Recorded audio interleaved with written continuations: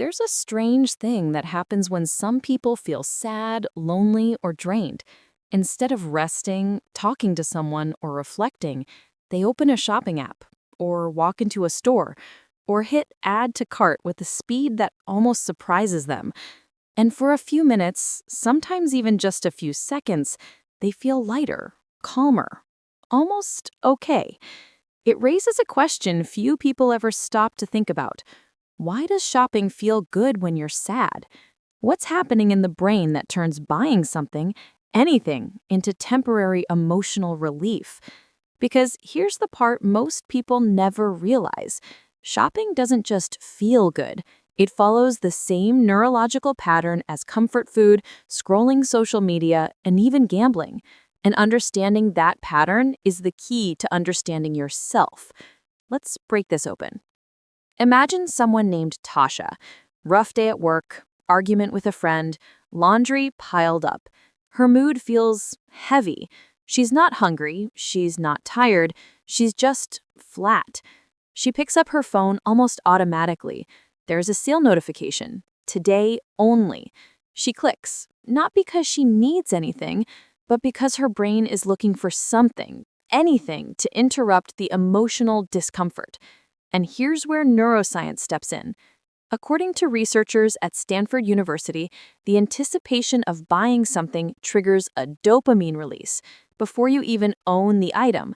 That means the relief people feel doesn't actually come from the product, but from the possibility of reward. The brain doesn't care if the thing is useful, necessary, or even smart. It just wants the emotional lift. This is why people can fill up a cart, feel the rush, then lose interest once the item arrives. The thrill was in the anticipation, not the ownership. But dopamine isn't the full story. Every human brain is wired to avoid pain, especially emotional pain. Psychologists refer to this as escape behavior, actions you take not to gain pleasure, but to avoid discomfort. When someone is sad, their brain looks for ways to feel in control again. Shopping offers a weirdly powerful illusion of that. I choose this. I click this. I decide this. It's a tiny burst of agency at a moment when life feels overwhelming. But here's the twist that most people don't expect. Sadness doesn't just make you buy more, it changes what you buy. Studies published in the journal Psychological Science show that sadness increases people's willingness to spend more money on the same item, because sadness lowers self-esteem and makes people feel like they deserve less unless they compensate with something external. So it's not retail therapy, it's identity repair. And it doesn't stop there. When you're sad, your brain also becomes more reactive to scarcity cues, limited stock messages, timers, phrases like last chance. Researchers at the University of Nebraska found that scarcity increases the emotional intensity of purchases, meaning sadness plus scarcity equals a perfect storm of impulse buying. But here's the part that matters most. Shopping when sad does work in the moment. It genuinely numbs the discomfort. That's why people repeat the cycle. Not because they're irresponsible, but because the relief feels real. The problem is that the relief is temporary.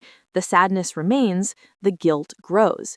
And the brain begins to associate emotional pain with the need to buy something to fix it.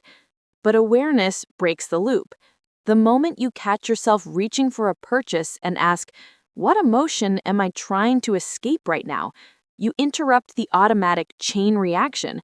You take back control from the dopamine, the scarcity triggers, and the emotional compensation cycle. Shopping when sad doesn't mean you're weak. It means your brain is looking for comfort in the fastest way it knows. Now that you understand the psychology behind it, you can choose a better way forward.